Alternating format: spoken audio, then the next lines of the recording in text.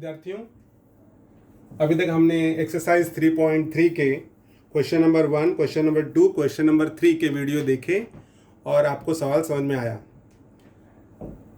यदि आपको किसी सवाल में कोई समस्या आ रही है, नहीं समझ में आ रहा है, तो वीडियो को आप 2 से 3 बार देखिए और उसके बाद भी डाउट है तो आप अपने कमेंट वीडियो के नीचे दिए गए जो कमेंट बॉक्स है उसमें आप लिख सकते हो और आपका जो भी शंका समाधान है वो किया जाएगा। विद्यार्थियों, अब हम आगे चलते हैं और देखते हैं हम अगले प्रश्न क्या हैं। देखिए, अगला प्रश्न है जो क्वेश्चन नंबर 4 है, वो दिया हुआ है आकृति में बिंदु G त्रिभुज PQR की माध्यिकाओं का संगमन बिंदु है।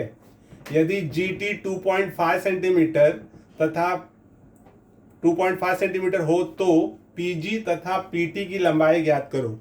तो विद्यार्थियों देखिए, इसमें कहा गया है, सर्वप्रथम आकृति देखिए, आकृति का नाम है त्रिभुज PQR और इसमें देखिए PT और यहाँ पर है आपका PT दिया हुआ है और साथ में जो आकृति है उसमें जैसे यहाँ पर Q के साथ में भी कुछ दे सकता था, R के साथ में, लेकिन दिया नहीं गया है, तो हम इस पर ही चर्चा करते हैं जो हमें कहा गया है। जैसे देखिए है त्रिभुज PQR, इसमें PT माध्यिका है, Q से सपोज अगर हम कुछ और खींच लें तो वो भी माध्यिका हो जाएगी और R से अगर यहाँ खींच देते तो ये भी, तो ये 3 माध्यिकाएं हैं।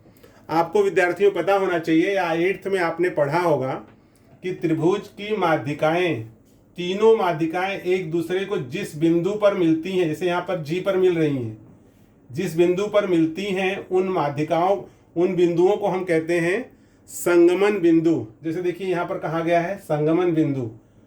संगमन का मतलब होता है कॉन्करेंस पॉइंट। कॉन्करेंस मीन्स 3 माध्यिकाएं जिस बिंदु पर मिलती हैं वह बिंदु जो है संगमन बिंदु है। इस बिंदु को हम केंद्र बिंदु भी कहते हैं या इसको आप केंद्रक भी कह सकते हो, सेंट्रॉइड कहा जाता है। ये जो बिंदु है इसको सेंट्रॉइड या केंद्रव भी कहते हैं। और अगर आप उसको और अच्छी तरह समझना चाहोगे तो जिसको हम, जैसे अभी आपको दिया हुआ है वृत्त, तो वृत्त में हम कहते हैं केंद्र है, लेकिन यहाँ त्रिभुज है तो इसको केंद्रव कहा जाता है। इसको हम सेंटर कहते हैं, इसको सेंट्रॉइड कहा जाता है। तो ये जानकारी आपको है। अब आप आगे देखोगे, पहले सवाल को समझना जरूरी है इसलिए आपको ये समझा रहा हूं। आकृति में बिंदु G त्रिभुज PQR की माध्यिकाओं का संगमन बिंदु है। यदि GT, ये जो पॉइंट है GT, ये दिया है 2.5, तो यहाँ पर हम लिख लेते हैं GT इक्वल्स टू 2.5। ये आपको दिया हुआ है इसलिए इसको गिवन या दत्त। अब आपको ज्ञात क्या करना है, PG तथा PT ज्ञात करना है। PG की लंबाई और PT की लंबाई, ये 2 ज्ञात करना है। विद्यार्थियों, आपको ये जानकारी है कि त्रिभुज का जो केंद्रक है वो उसकी माध्यिकाओं को 2:1 के अनुपात में विभाजित करता है। तो आप उसको यहां लिख दोगे कि त्रिभुज का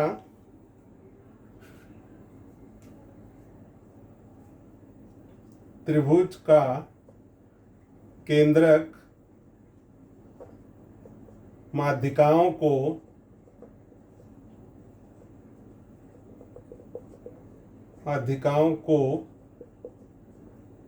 2:1 के अनुपात में अंतः विभाजित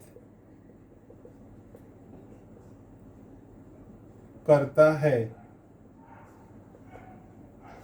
ओके, त्रिभुज का केंद्रक अर्थात G उन माध्यिकाओं को, मतलब कोई भी माध्यिका आप ले लोगे, 2:1 का मतलब होता है कि देखिए जैसे यहाँ पर ये बड़ा भाग है, छोटा भाग है, तो इसको अगर हम 3 भागों में बांट ले तो ये 2 भाग होगा और ये 1 भाग होगा।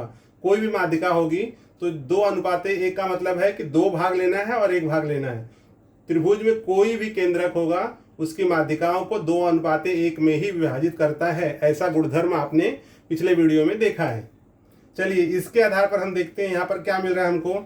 इसलिए PG अनुपाते GT कहा गया है कि उसका जो केंद्रक है माध्यिकाओं का 2:1 में, तो ये माध्यिका है PG अनुपाते GT, यह हो गया 2:1। इसलिए पी जी बटे जी टी, पी जी बटे जी टी इक्वल्स टू 2/1। अब यहाँ आप देखोगे पी जी बटे जी टी है, तो जी टी का मान कितना है 2.5, तो यहाँ पे हम रख देंगे पी जी बटे 2.5 इक्वल्स टू 2/1। इसलिए यहाँ तिरे गुणा कर दोगे आप, ये तिरे गुणा कर दीजिए, पी जी का गुणा 1 में करोगे, P G equals to 2 into 2.5, ये कितना मिल जाएगा 5.0 पी जी, और इसलिए पी जी इक्वल्स टू कितना मिल गया हमें 5। पी जी का मान हमें ज्ञात हो गया। देखिए यहाँ पे पी जी ज्ञात करना था, वो मान मिल गया। अगला मान क्या है पी टी, ये मान ज्ञात करना है।